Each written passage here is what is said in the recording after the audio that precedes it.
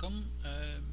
Something that would be important to study is if COVID triggers antibiotic resistance, if there is any positive feedback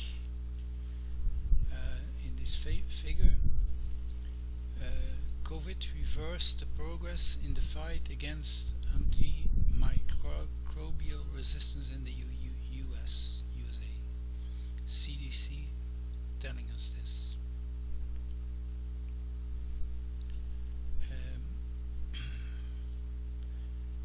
The AMR grew with 50% from 2019 to 2020, so that is a very short period to grow like 15%.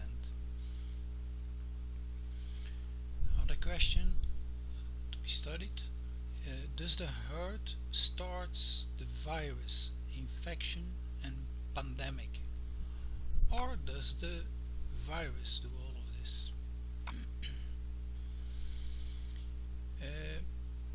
Why do I pose this question?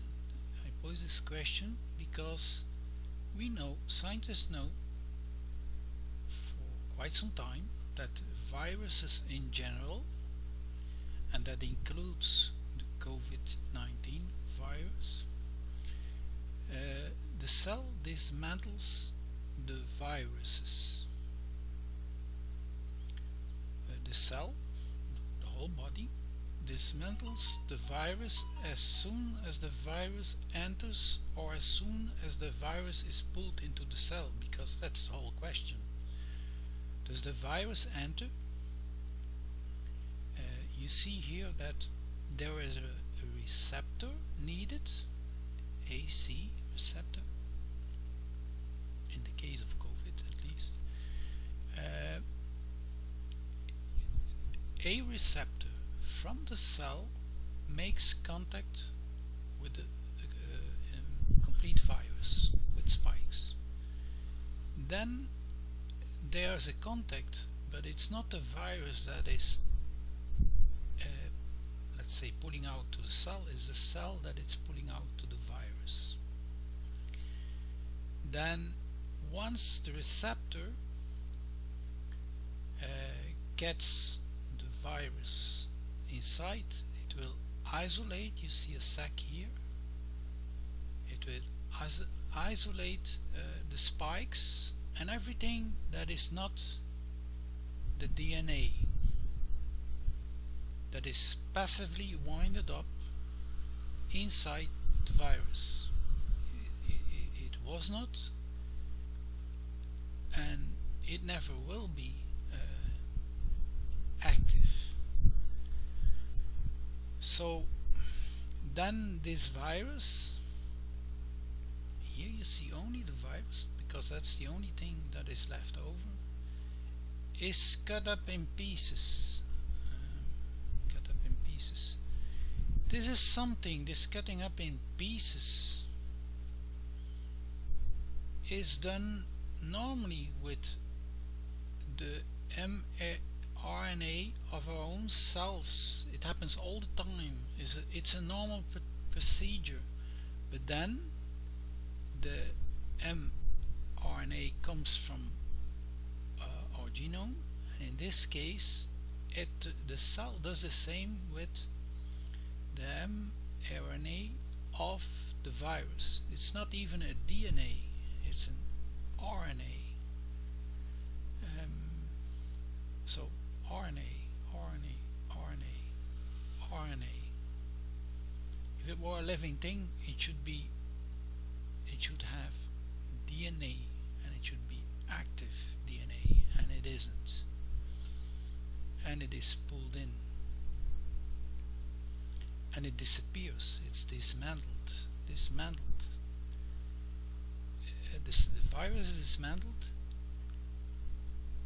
and RNA, not even DNA, is cut into pieces. So the cell dismantles the virus, and it's an RNA virus, not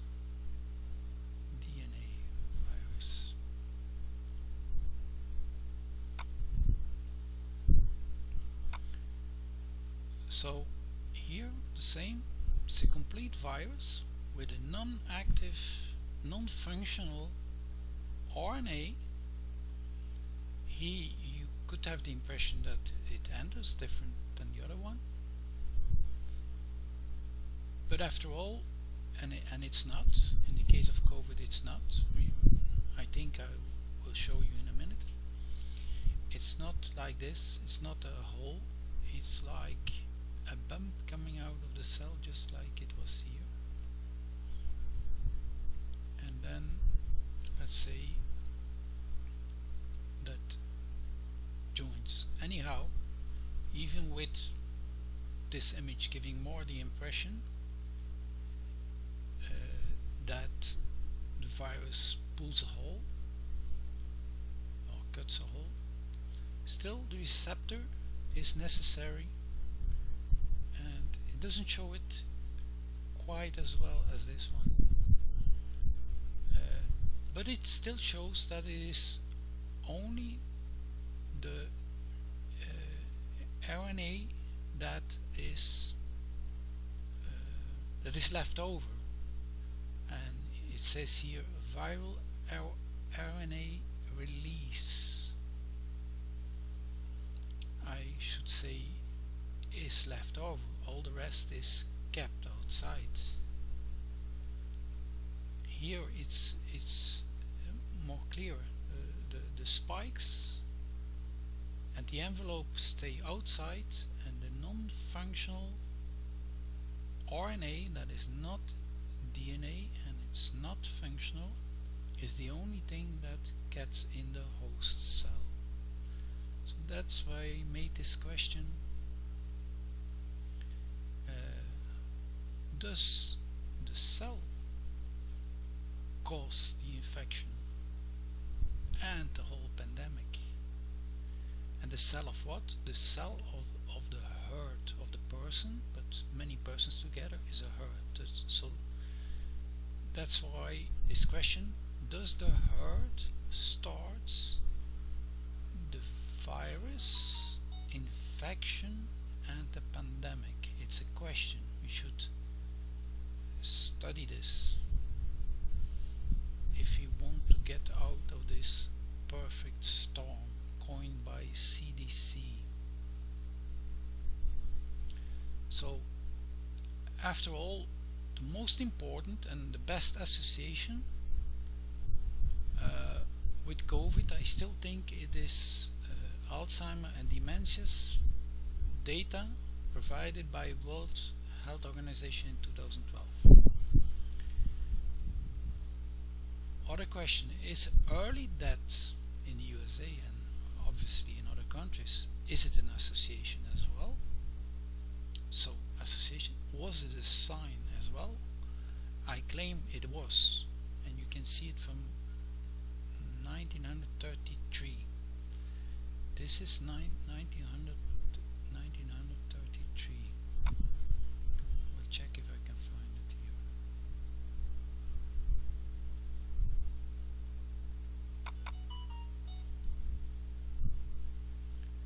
So mortality rate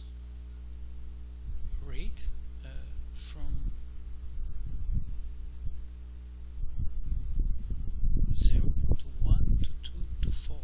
So whatever reaches here is 4 times more than what you find here.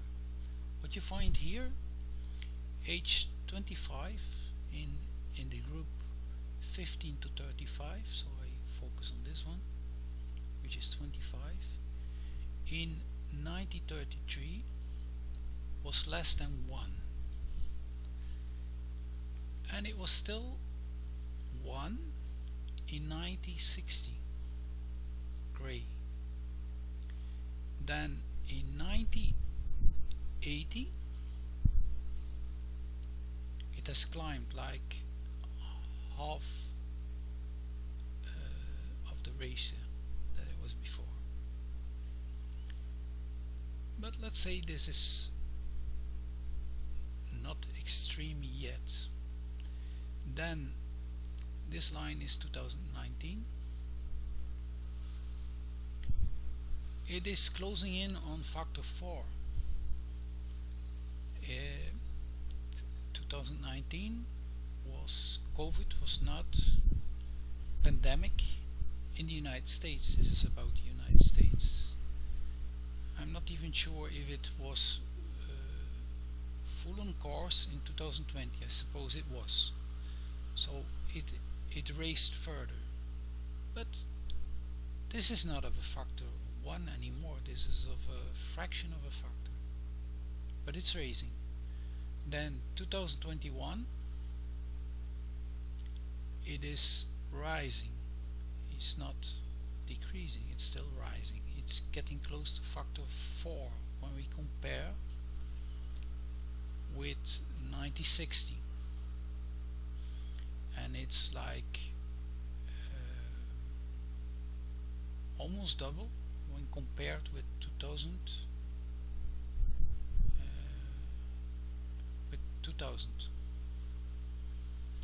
What calls attention in this graph is that, so this was 25, this is 15, 25, 35.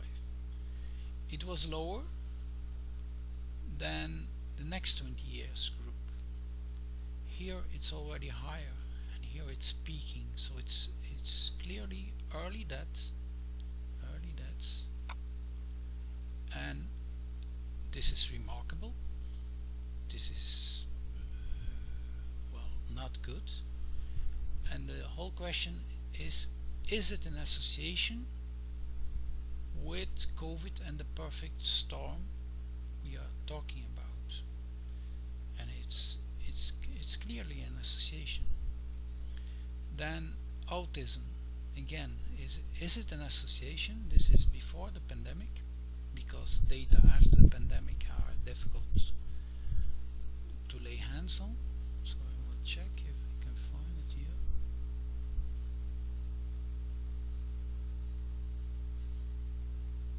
I'm looking for autism. I'm not finding it. Anyhow, this map is rather clear. The marker countries are in United States, Canada, Ecuador, they are in, and autism is increasing. It's increasing rapidly. I hesitate to say exponentially. It's increasing rapidly.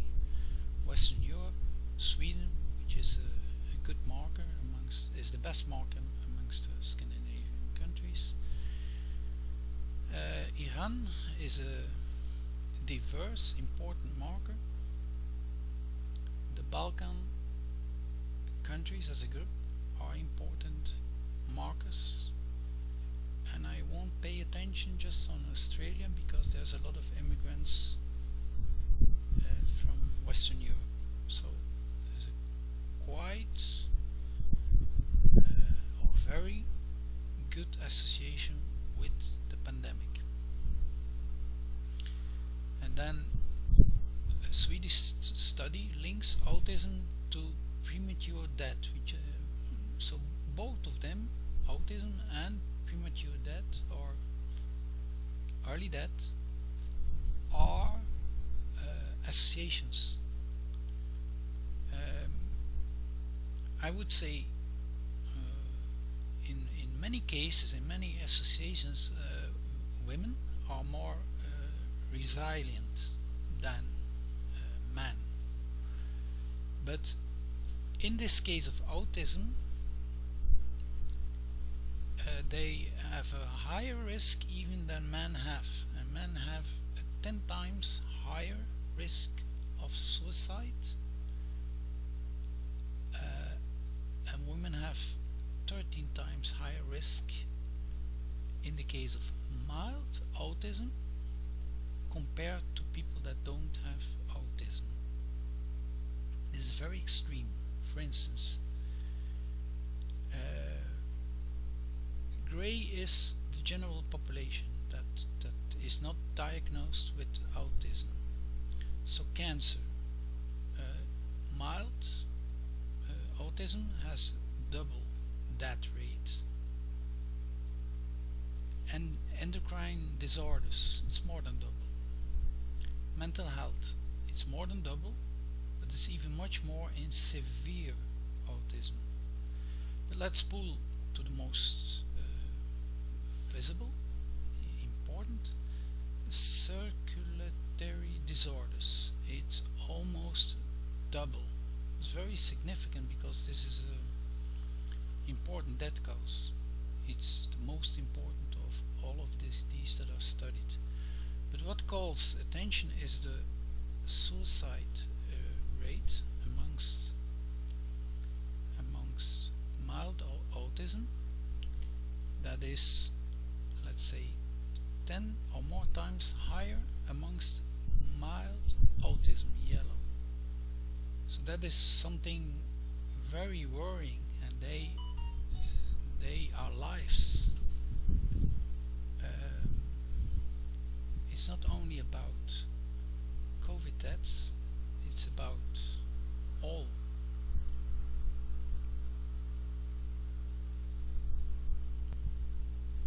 So that said, elevated suicide risk even among those with mild autism, very worrying. 10 times in men and like 30 times in women in this Swedish study. Is autism genetic or congenital? And it's estimated that genetic factors contribute 40 to 80% of the risk of autism. So that's even more worrying. It's not a degeneration that occurs during life. Young people have it at birth or when they are very young. So that's why the question is autism genetic or congenital, much more than with other degenerative diseases. I would like to stress, if lives matter, then all lives matters. And this always, and not just in times or cases of COVID. We cannot have a cover-up of what is happening on a much larger scale because we have a COVID pandemic going on, or because we have an AMR crisis going on. The AMR crisis is not directly lives autism and all the other degenerative diseases are problems of humans directly, individuals, groups, families, societies, economies. So autism is generally diagnosed and described in children, but it is a lifelong disorder. So this is about young people, and they will have this for the rest of their life. And there's even studies that show they are more vulnerable for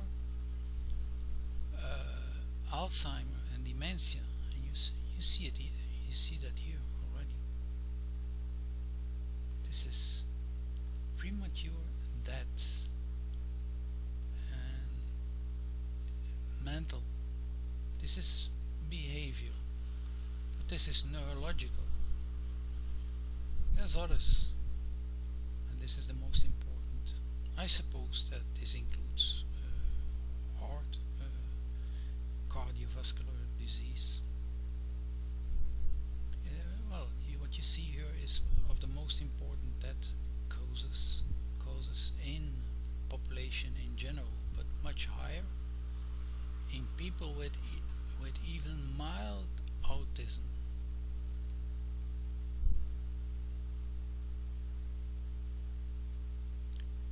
Then the diseases that came in, according to World Health Organization, are non-communicable diseases. They don't leave or seemingly don't lead to epidemics or pandemics, but for others it exactly are epidemics. They are just non-communicable pandemics or epidemics. but they affect the whole population of the whole world. So they are, for several researchers, scientists, they are pandemics as well. And in fact, what we're trying to say is they could be the real cause, or the underlying cause.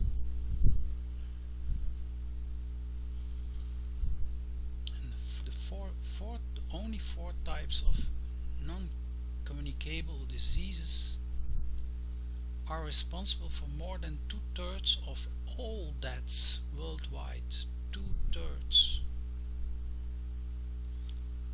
Dementia and Alzheimer on their own, because there are much more degenerative diseases than dementia and Alzheimer, will soon join the list of the top 10 causes of death. They are there already, but they will soon dominate and probably remain at the top.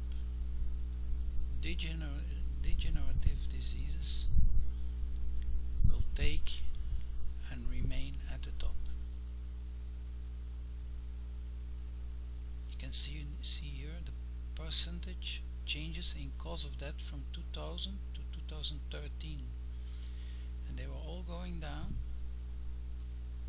Just Alzheimer, probably dementia as well, is going up 71%. So they will end up at the top. They must be in 4th, 5th, 6th place right now. And World Health Organization already noticed in 2019, 2020 that dementia and diabetes were coming in. So something serious is emerging and threatens lives and quality of life as well. It is not COVID and antibiotic resistance alone that needs to be solved. But it's not even sure that they compose this perfect storm.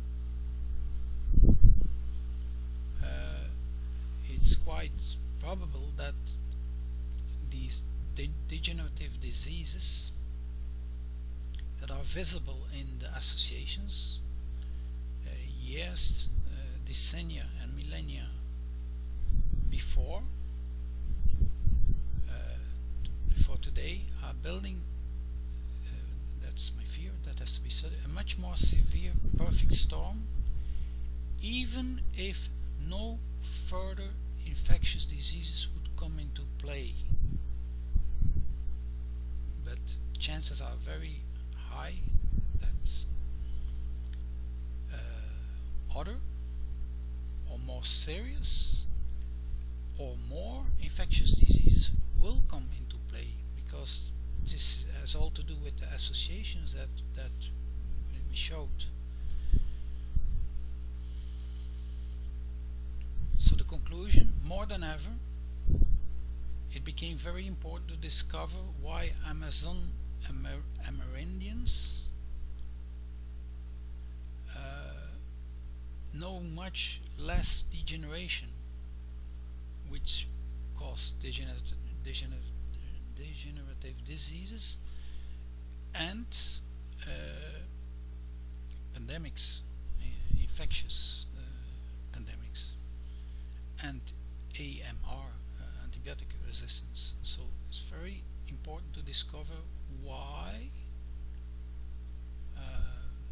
Amazon Amerins don't know this degradation.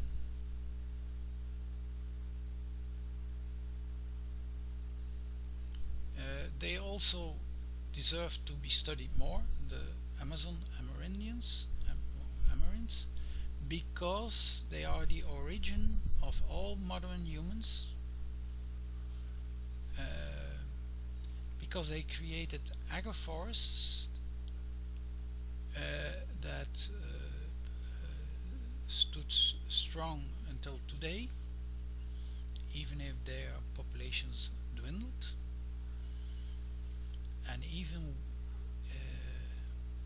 with no more megafauna that is obviously played a role in the formation of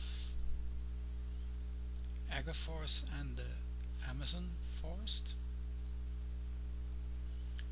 So they deserve to be studied and recognized that they are the origin of all modern humans. We cannot take this from them any longer. Thanks a lot. This is my name, Johannes Malans, and this is the end for now of this series of videos. Thanks a lot for watching. Hope to see you soon. Bye bye.